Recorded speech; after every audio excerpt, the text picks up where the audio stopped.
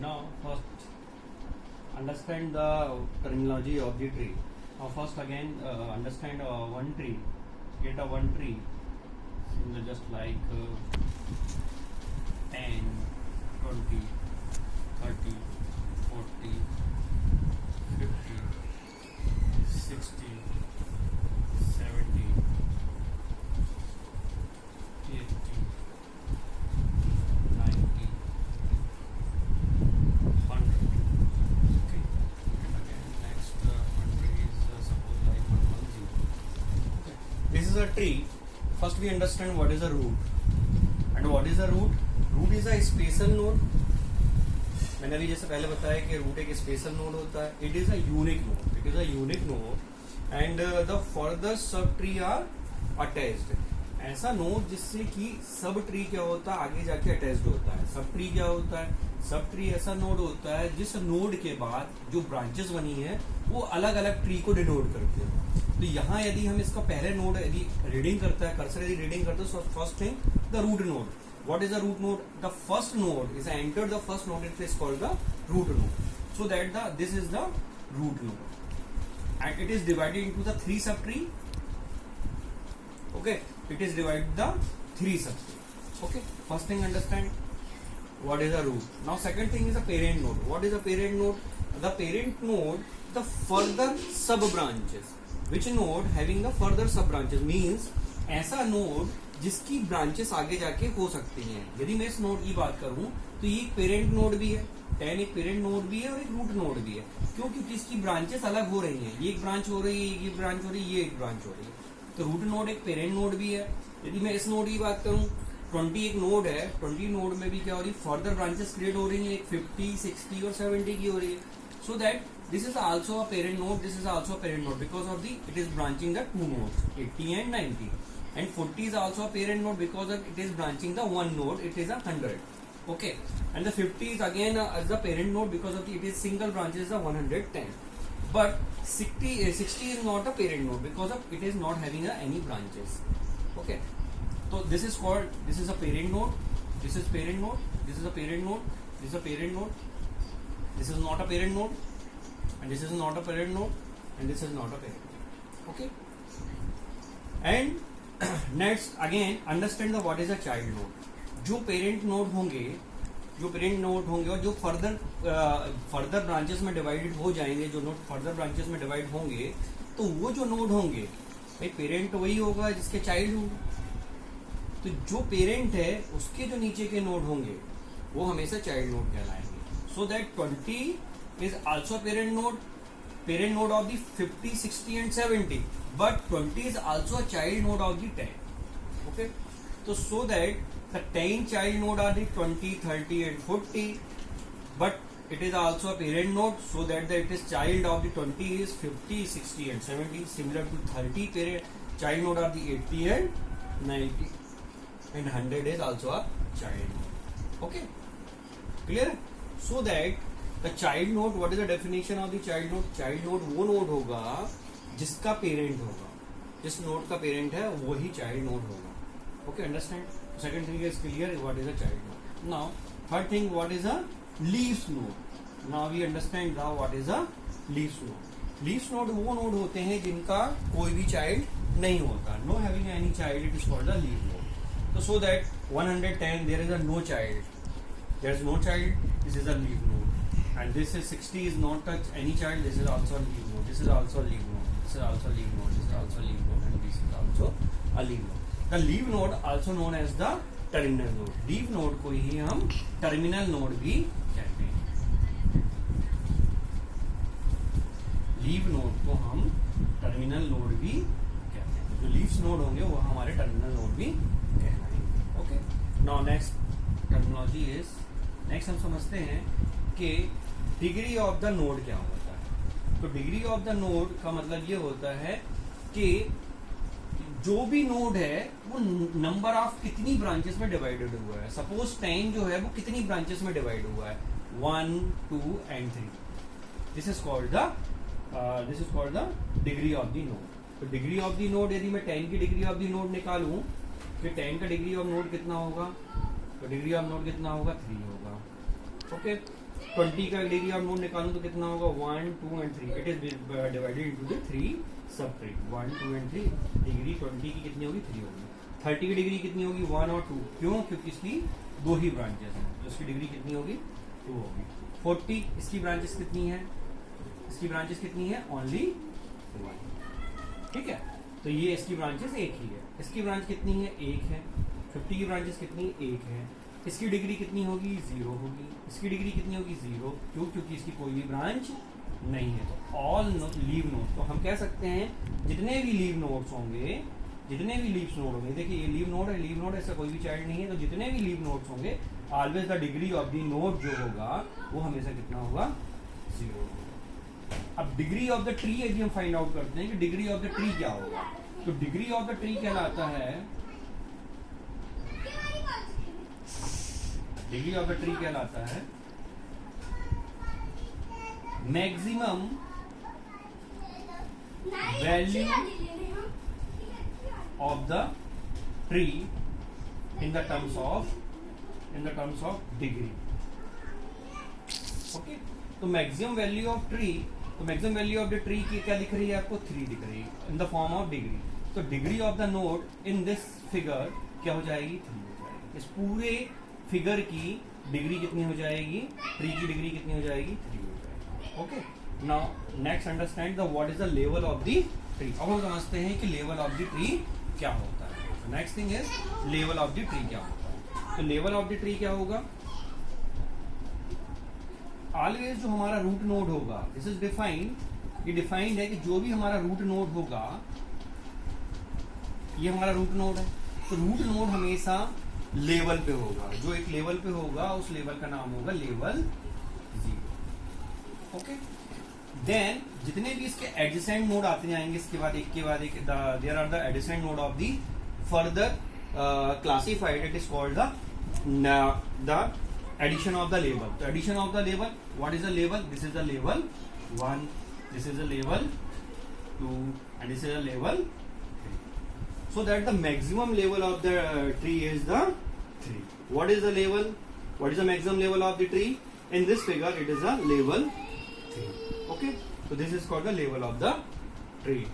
Sometimes the level of the tree also denote the height of the tree.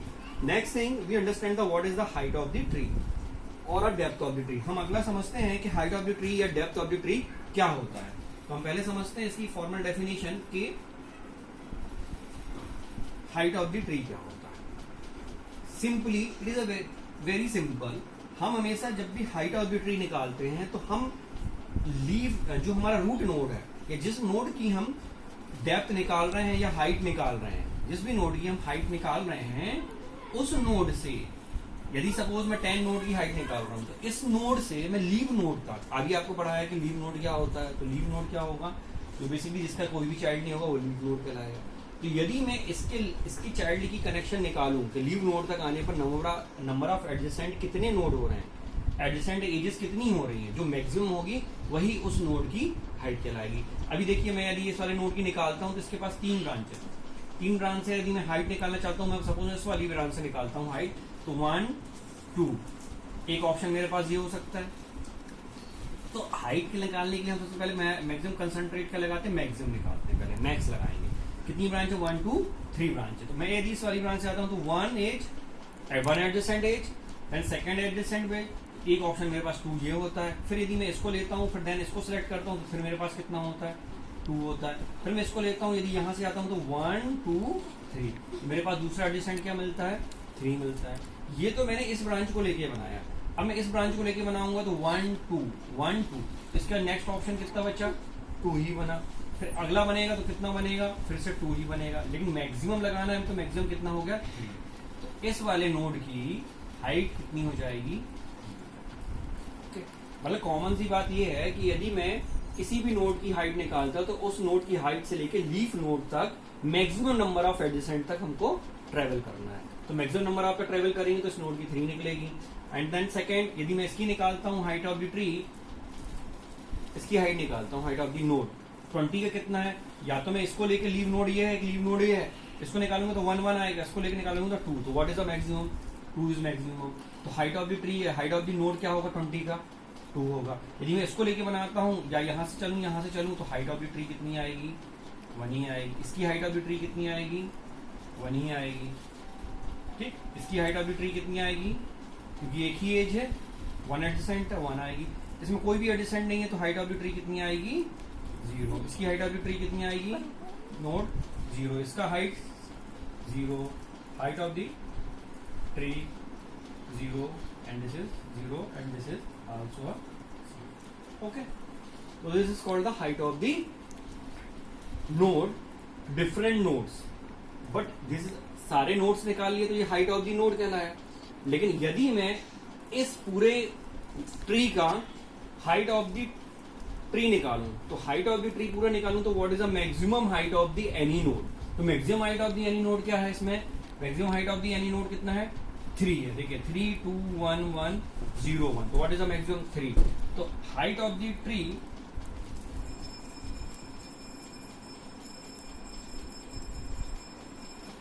कितना हो जाएगा, 3 हो जाएगा इन दिस फिगर। ओके, तो सम टाइम कभी कभी ये ऐसा भी होता है कि जो हाइट ऑफ द ट्री निकली, जितने नंबर ऑफ लेवल्स होते हैं वो उसके बराबर होते हैं। ये हमने अभी देखा था लेवल कितने, तो 0 लेवल, 1 लेवल, 2 लेवल और 3 लेवल।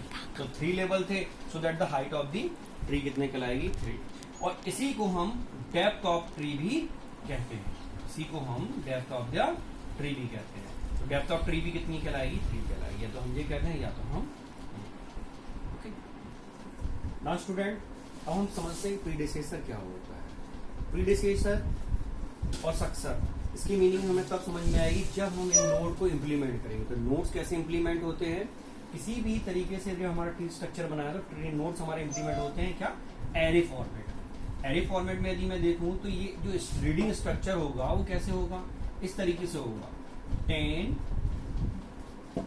20 30 10 20 30 40 50 60 70 80 90 and so.